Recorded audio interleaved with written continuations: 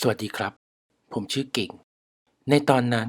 ผมได้ลาออกจากงานในจังหวัดที่ผมทำอยู่เพื่อจะเข้ามาทำงานในกรุงเทพ ผมได้ไปขอพักกับเพื่อนที่ชื่อปานที่ได้เข้ามาทำงานในกรุงเทพก่อนหน้าผม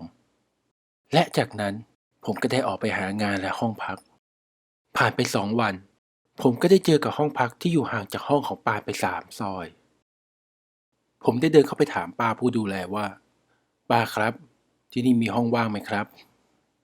ป้าได้ตอบกับผมว่ามีว่างอยู่ห้องเดียวชั้น 4ผมได้ถามป้ากลับไปว่าห้องราคาเท่าไหร่ครับป้าห้องพัดลมนะ3,000แต่ป้าลดให้เหลือ2,500แล้วกันไม่ต้องมีค่าประกันห้องหรอกจะเอาไหมในตอนที่ผมได้ยินป้าพูดแบบนั้นผมทั้งตกใจทั้งดีใจเพราะถ้าไม่ต้องมีค่าประกันห้องผมจะมีเงินเหลือเยอะขึ้นแถมลดค่าห้องอีกตั้ง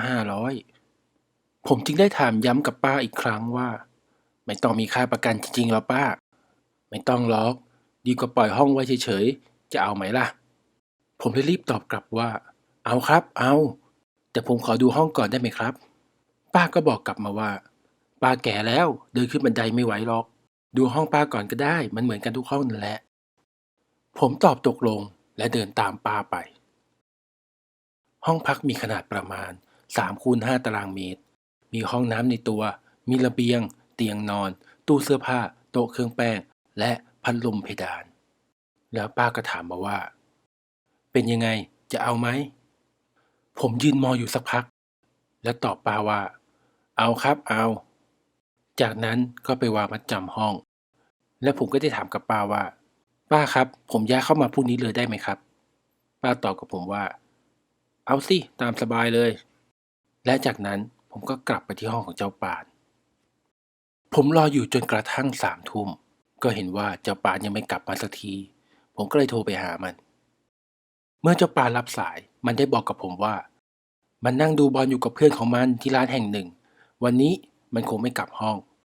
ผมเลยบอกกับมันไปว่าผมได้ห้องแล้วและพรุ่งนี้ผมจะย้ายออกจากนั้นก็วางสายกันไปรุ่งเช้าผมก็ขนของที่มีแค่กระเป๋าใบเดียวออกจากห้องของเจ้าป่านเพื่อไปยังห้องใหม่ของผมเมื่อไปถึงผมก็ไปจ่ายเงินที่เหลือกับป้าเดือนนี้ป้าคิด1,500นะมันยังกลางเดือนอยู่เลยผมก็ตอบว่าได้ครับเมื่อผมหันหลังเพื่อจะเดินไปที่ห้องป้าก็ตะโกนว่านุ่มๆห้องมันไม่มีคนอยู่มาสักพักแล้วป้ายังไม่ได้ทำความสะอาดนะผมหันกลับไปตอบว่าไม่เป็นไรครับเดี๋ยวผมจัดการเองพอเดินมาถึงห้องผมก็เปิดประตูเข้าไป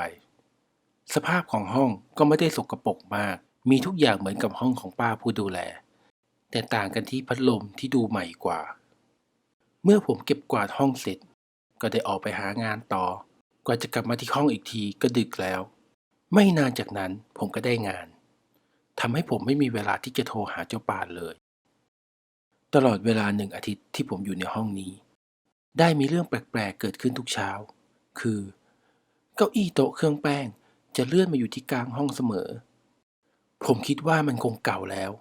ล้อมันก็คงจะเสียมันก็เลยไหลมาที่ตรงนี้จนกระทั่งคืนหนึ่งผมไม่ได้ออกไปทำงานก็เลยอยู่ห้องผมก็นั่งดูนั่งเล่นโทรศัพท์ไปเรื่อยๆจนเผลอหลับไปผมหลับไปนานแค่ไหนไม่รู้แต่เมื่อได้ยินเสียงลากเก้าอี้ก็เลยพยายามจะลืมตาดูแต่ผมรู้สึกว่าตัวของผมมันหนักมากเหมือนถูกผีอำผมได้พยายามลืมตาขึ้นและมองไปรอบๆห้องของผมมืดมากแต่ผมจำได้ว่าผมยังไม่ได้ปิดไฟผมได้เห็นผู้หญิงคนหนึ่งยืนอยู่ที่หน้าประตูหลังห้องเธอยืนก้มหน้านิ่งจากนั้นเธอก็ค่อยๆเดินเข้ามาที่เตียงของผมพอมาถึงเธอก็หยุดและก้มมามองผมที่นอนอยู่และเธอก็หันหลังกลับก้าวขึ้นเก้าอี้และเก้าอี้ก็เลื่อนออกไปขาเธอลอยอยู่เหนือพื้นเธอกระตุกอยู่สักพักก็นิ่งไปในตอนนั้นผมเริ่มขยับตัวได้แล้วผมพยายามจะลุกขึ้นเพื่อวิ่งออกนอกห้องแต่ยังไม่ทันได้ลุกตัวของเธอที่ห้อยอยู่ก็ค่อยๆหมุนมาผมขยับตัวไม่ได้จะร้องก็ร้องไม่ออกจากนั้นเธอก็หยุด เธอได้เงยหน้าขึ้นมาพร้อมกับพูดว่ามึงเป็นใครออกไปจากห้องของกูสติของผมก็ขาดไปเลยมารู้สึกตัวอีกทีก็เช้าแล้วผมรีบออกจากห้องโดยที่ไม่สนใจอะไรเลยเมื่อลงไปผมได้เจอกับป้าผู้ดูแลผมบอกกับป้าว่าป้าผมเจอผีหลอกแต่ป้าเขาไม่เชื่อเอ็งเมาหรือเปล่าผีเผลอมันมีที่ไหนกันตอนนั้นผมไม่รู้จะทำยังไงจะไปหาไอ้ปานก็ไม่รู้มันจะอยู่ห้องไหนโทรศัพท์ก็ไม่ได้เอาลงมาจะขึ้นไปเอาผมก็ไม่กล้าแล้วก็เลยลองเสี่ยงไปดูพอไปถึงผมก็เคาะประตูสักพักไอ้ปานก็มาเปิดประตูผมก็เลยเล่าเรื่องนี้ให้มันฟังมันตกใจและบอกว่าไปอยู่ห้องนั้นได้ไง5 เดือนที่แล้วมีผู้หญิงคนหนึ่งเขาท้องพอเขาบอกแฟนของเขาก็ทิ้งไปไม่กลับมาอีกเลยเธอเสียใจมากก็เลยแขวนคอตายกับพัดลมเพดานกว่าเขาจะรู้กันก็ปาเข้าไป4 วันแล้วศพนี่อืดได้ที่เลยจนพัดลมเพดานหล่นลงมาเลยคนแถวนี้เขารู้กันหมดแหละผมก็เลยถามมันว่าเฮ้ยตายนานขนาดนั้นกลิ่นไม่เหม็นเหรอ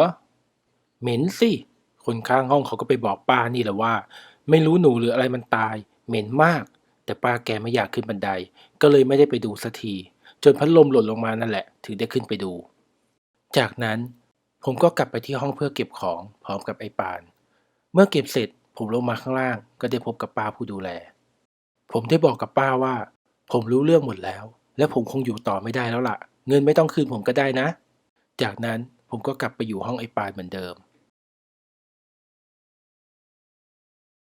ฝากกดไลค์ กดแชร์ และกดติดตามเพื่อเติมพลังในการทำงานในคลิปถัดไปให้กับผมด้วย และอย่าลืมกดกระดิ่งแจ้งเตือนเพื่อที่ท่านจะได้ไม่พลาดคลิปต่อไป